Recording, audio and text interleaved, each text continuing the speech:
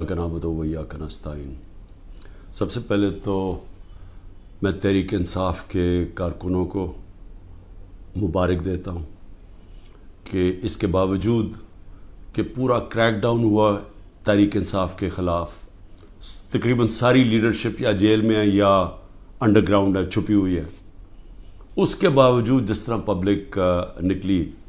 اور اس چیز کے اوپر جو کہ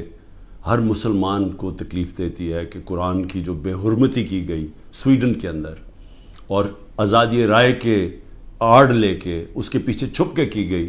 تو مجھے بڑی خوشی ہوئی کہ ایک زندہ قوم کی طرح اور اپنے کارکنوں کو میں خاص طور پہ کہنا چاہتا ہوں کہ زندہ قومیں نکلتی ہیں حق سچ کے لیے اور انصاف کے لیے، اور مجھے بڑی خوشی ہوئی ہے دیکھ کے کہ ہم نے کم از کم پاکستان سے ایک آواز اٹھی پرامن طریقے سے کہ یہ ہمیں اس چیز نے تکلیف دی ہے اور آپ آزادی رائے کی آڑ لے کے لوگوں کو تکلیف نہیں پہنچا سکتے۔ لیکن دوسری جو بات،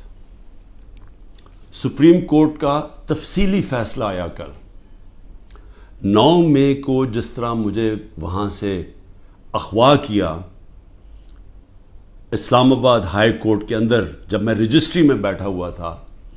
تو جس طرح مجھے اغوا کیا گیا کمانڈو ایکشن میں، سپریم کورٹ کا تفصیلی فیصلہ آیا اور اس میں 2 چیزیں واضح ہو گئی کہ ایک کہ یہ غیر قانونی تھا اور غیر آئینی تھا، جو طریقہ انہوں نے جس طرح مجھے وہاں سے اغوا کیا ہے وہ غیر قانونی بھی تھا اور غیر ہمارے آئین کے خلاف بھی تھا، اور یہ بھی اس میں آیا سپریم کورٹ کے فیصلے میں کہ جب میں چیف جسٹس صاحب کے سامنے پیش ہوا تو پہلی دفعہ مجھے پتہ چلا کہ کیا ہوا، ملک کے اندر توڑ پھوڑ ہوئی، آگ لگی، کتنے بڑے احتجاج ہوئے، مجھے تو کوئی اندازہ ہی نہیں تھا کیونکہ مجھے تو انہوں نے نظر بند کیا ہوا تھا۔ تو یہ بھی چیز واضح ہو گئی کیونکہ میرے اوپر کیسز پہ کیسز کیے جا رہے ہیں، پتہ نہیں کتنے 30-40 کیس کر چکے ہیں اب تک، کہ یہ میری ایما پہ سب کچھ ہوا ہے، یہ جو توڑ پھوڑ ہوئی ہے، یہ جو جلایا گیا اور جو احتجاج ہوئے۔ تو میں آج یہ سب سے پہلے کہنا چاہتا ہوں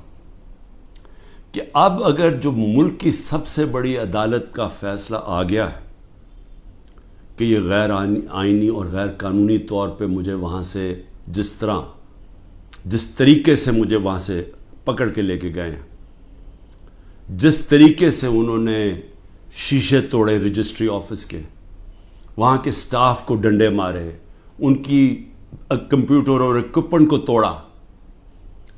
میرے لوگوں کو جو گارڈز تھے ان کو مارا، وکیلوں کو مارا، مجھے سر پہ ڈنڈا لگا، اور پھر جس طرح ایک دہشت گرد اور مجرم کی طرح وہ جو کہ ملک کی سب سے بڑی پارٹی کا سربراہ ہے، ساری دنیا نے وہ پھر دیکھا جس طرح مجھے انہوں نے وہاں سے پکڑ کے لے کے گئے، اور پھر دنیا میں خبر کیا گئی کہ جی کرپشن کے اوپر عمران خان کو پکڑا، وہ آدمی جو اس ملک کی تاریخ کا سب سے زیادہ پیسہ اکٹھا کرتا ہے خیراتی پروجیکٹس کے لیے، جس کو یہ قوم سب سے زیادہ جس پہ اعتماد کرتی ہے اپنے پیسے سے، اس سے بڑا تو کوئی اعتماد نہیں ہے کہ جب لوگ اپنے پیسے سے کسی کو ٹرسٹ کرتے ہیں کہ انہیں پتہ ہے کہ ان کا پیسہ وہ امانت دار ہے، جس کو سپریم کورٹ نے پہلے صادق اور امین بھی کہا ہے، جس نے سارے پاکستان کے ایوارڈز جیتے ہوئے ہیں، جو 50 سال سے ساری دنیا کے اندر پاکستانی کو دنیا جانتی ہے، اور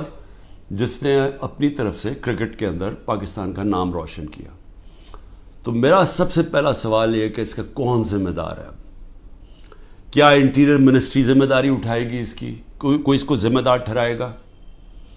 اور کیا نیب چیئرمین اس کی ذمہ داری لے گا جو ہوا میرے ساتھ؟ اور میں اب اس سے آگے چلتا ہوں، جب مجھے یہ جس طرح اٹھایا گیا اور اب ثابت ہو گیا کہ یہ اس ملک کے آئین اور قانون کے خلاف تھا،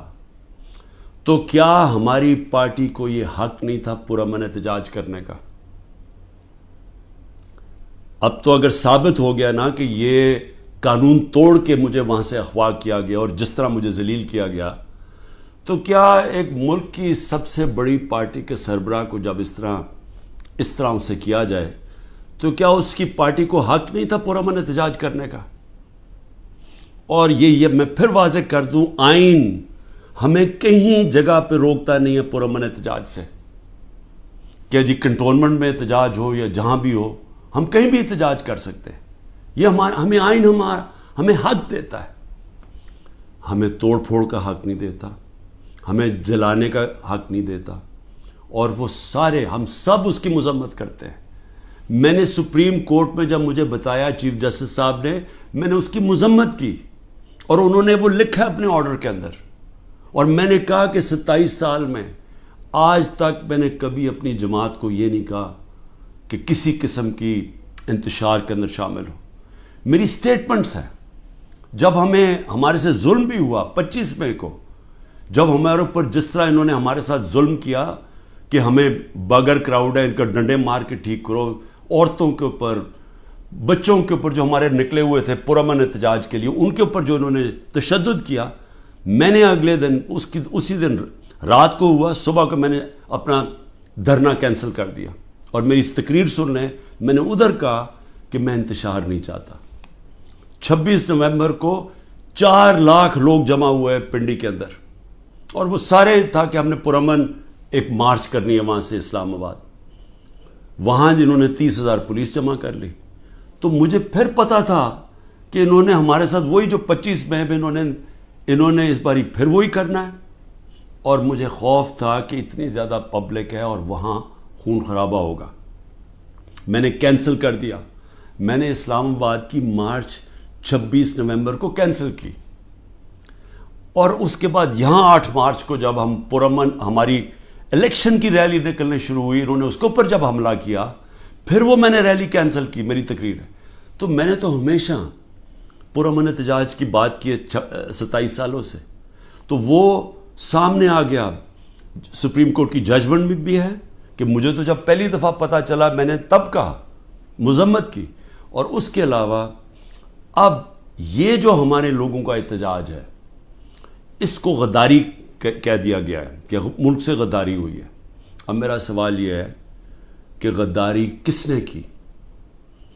کیا ڈنڈے مار کے ایک پارٹی کے سربراہ کو اور اس کے لوگوں کو مار کے اور غیر قانونی طور پہ اغوا کرو، اور پھر ہم سمجھیں کہ جی وہ بھیڑ بکریوں کی طرح چپ کر کے بیٹھ جائے گی پارٹی، وہ احتجاج بھی نہیں کر سکتی، وہ احتجاج کرے تو وہ غداری ہوگی اب، اور ان کو ساروں کو جیلوں میں 48 گھنٹے میں 10,000 لوگوں کو جیلوں میں ڈالا، سینئر لیڈرشپ ساری جیل میں، ابھی ساری انڈر گراؤنڈ ہے۔ 9 مئی سے اب تک ہر روز لوگوں کو اغوا کیا جا رہا ہے، ہر روز لوگوں کے گھروں میں جاتے ہیں، رشتہ داروں کے گھروں میں جاتے ہیں، گھر توڑتے ہیں، پولیس گھر لوٹتی ہے، ساتھ نامعلوم افراد آتے ہیں، چوری کرتے ہیں۔ میاں اسلم اقبال کی بیٹی کے سارا جہیز چوری کر کے لے گئے۔ کل وہاں بنو کا ہمارا ایم پی پختون یار 40 لاکھ کا وہاں اس کے گھر پہ سونا پڑا ہوا تھا، زیور پڑا تھا، وہ چوری کر کے لے گئے۔ یہ کون سی دنیا میں اس کی اجازت ملتی ہے؟ کون سے قانون کے تحت؟ اور صرف سزا مل رہی ہے کہ جی آپ نے 9 مئی کو احتجاج کیوں کیا؟ کیونکہ اب تو واضح ہو گیا نا کہ ہمارا احتجاج جائز تھا، کیونکہ غیر قانونی طور پہ، پھر سے میں کہتا ہوں، آئین توڑ کے مجھے اٹھایا گیا ہے، اور جس طرح اٹھایا گیا ہے اس کا ریئیکشن آنا تھا۔ اور میرا اب اگلا سوال ہے کہ کس نے پلان کیا سب کچھ؟ کیونکہ یہ جس نے بھی پلان کیا، کیا وہ چاہتے تھے کہ یہ ریئیکشن ہو؟ کیا یہ جان کے کیا گیا؟ کیونکہ اور طرح کی بھی تھے، اگر پکڑنا تھا وارنٹ دکھاتے پولیس، میں نے چلنے سے پہلے کہا کہ اب مجھے پکڑنا ہے تو وارنٹ دکھاؤ، پولیس آ کے لے جائے، تو وہاں سے اس طرح بھی، لیکن کیوں یہ جان کے کیا گیا؟ اور مجھے یہ شک ہے پری پلان تھا سب کچھ، یہ ریئیکشن پتہ تھا اس کا ریئیکشن ہونا ہے، اور اس ریئیکشن سے پہلی تیاری کی ہوئی تھی کہ اس کے بعد کرنا کیا ہے، کیسے انہوں نے تحریک انصاف کو کرش کرنا ہے، جو ابھی تک کوششیں ہیں۔ اور پھر ابھی تک میں آخری 2 سوال پوچھتا ہوں کہ ابھی تک کیوں نہیں انڈیپینڈنٹ انویسٹیگیشن ہوئی کہ جو یہ کور کمانڈر کا گھر جلایا گیا ہے اس کے پیچھے کون تھا؟ کیوں نہیں انڈیپینڈنٹ انویسٹیگیشن؟ کیونکہ یہ کوئی نہیں ہوتا کہ آپ ہی فیصلہ کریں کس نے کیا اور آپ ہی پکڑ کے ان کو سزائیں دے دیں. یہ جج جوری ایکسیکیوشنر دنیا کے کسی قانون میں نہیں ہوتا. تو کوئی انڈیپینڈنٹ انویسٹیگیشن نہیں ہوئی. ہم ڈیمانڈ کرتے ہیں انڈیپینڈنٹ انویسٹیگیشن ہو. انشاءاللہ ہم ثبوت دیں گے کہ اس کے اندر لوگ گھسائے ہوئے تھے, ایمبیڈ کیے ہوئے تھے لوگ. جس طرح میرے گھر کے باہر پلان بنا ہوا تھا کہ انہوں نے پولیس کے دونوں اسلام آباد آئی جی نے لوگ تیار کیے ہوئے تھے, پولیس والے چند تھے, یہاں لاہور کے آئی جی نے پلان کیا ہوا تھا اور انہوں نے مل کے یہاں سے گولی چلانی تھی پولیس کے اوپر, انہوں نے پھر پورا اٹیک کرنا تھا واپس. یہ سارا پلان بنا ہوا تھا جو میں نے 22 مارچ کو پبلک کو پہلے بتا دیا. تو یہ بھی ایمبیڈ کیے ہوئے تھے, لوگوں کو اندر گھسایا ہوا تھا ہمارے, کیونکہ ہر جگہ سے, کیونکہ میں نے جب بعد میں پوچھتا گیا کہ یہ ہوا کیا ہے, ہر جگہ سے ایک آئی کہ جی لوگ تھے, کئی لوگ اندر گھسے ہوئے تھے, وہ اشتعال دلوا رہے تھے لوگوں کو. اور پھر ہر جگہ سے ایک چیز آئی کہ جی یہ جو ریڈیو پاکستان جلا یہ کوئی ماچس کی تیلی سے تو نہیں جلا, جو میاں والی کے اندر جہاز چوک جو سب کو فخر کرتے تھے, وہ سیبر جو لگا ہوا ہے میاں والی میں, اس کو کس نے جلایا ہے؟ ایلومینیم کیسے جل سکتا ہے ماچس سے؟ کوئی پلان ہی تھا نا. تو چلیں ہم غلط ہو سکتے ہیں لیکن انڈیپینڈنٹ انویسٹیگیشن تو ہونا چاہیے نا اس کا, وہ کیوں نہیں ہو رہا؟ اور مجھے افسوس ہے کہ جو فضا بنائی ہوئی ہے کہ غدار پوری پارٹی کو غدار بنایا ہوا ہے, اس فضا کے اندر یہ نہیں ہونے لگا. یہ جو اس وقت جنگل کا قانون پاکستان میں ہے یہ نہیں ہوگا. اور دوسری چیز میں سوال پوچھتا ہوں آج کہ جو 25 لوگوں کو شہید کیا گیا,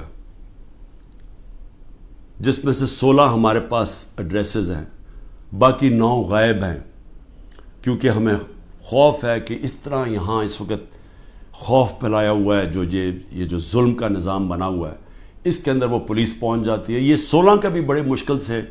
ڈر کے ان کے رشتہ داروں نے بتایا, ان کے نام دیے ہیں, پتہ دیے ہیں, جو 16 لوگ شہید کیے گئے ہیں. اس کے علاوہ جو 3 لوگ, پہلے میں 2 سمجھ 3 لوگوں کی ٹانگیں ضائع ہو گئی ہیں, ٹانگیں کٹ گئی گولیاں لگ کے. ایک پیرالائزڈ ہے, اس کی کمر میں گولی لگی ہے, وہ بستر پہ ہے. اور اس کے علاوہ 50 سے زیادہ لوگوں کو گولیاں لگی ہیں. اب میں یہ سوال پوچھتا ہوں, یہ کیا پاکستانی نہیں تھے؟ یہ انسان تھے نا, تو انسانوں کے تو حقوق ہوتے ہیں. تو آج ابھی بھی اب ختم ہوا ہے فرانس میں, ایک 17 سال کے ٹین ایجر کو گولی ماری ہے پولیس نے, آگ لگ گئی سارے, 1000 سے زیادہ بلڈنگز اور گاڑیاں جل گئی فرانس میں, کیونکہ ایک انسان کی جان لی تھی فرانس کی پولیس نے. یہاں کوئی فکر ہی نہیں ہے, کوئی انویسٹیگیشن ہی نہیں ہے, سب نہتے تھے. کسی پولیس والے کو, کسی رینجر کو کوئی گولی نہیں لگی. اس کا مطلب یہاں سے تو کوئی فائرنگ نہیں تھی. تو کیا پہلے ایک غیر قانونی اور آئینی غیر آئینی چیز کی جاتی ہے جس کا ریئیکشن ہوتا ہے, پرامن احتجاج ہمارا آئین ہمیں حق دیتا ہے, تو کیوں ان کو ابھی تک انویسٹیگیشن نہیں ہوئی کہ یہ جو لوگ بیچارے نوجوان تھے, ان کے ماں باپ تھے, بیوی بچے تھے, ان کو جو گولیاں ماری گئیں کوئی نہیں پوچھے گا. ابھی تک تقریباً 2 مہینے ہونے والے ہیں,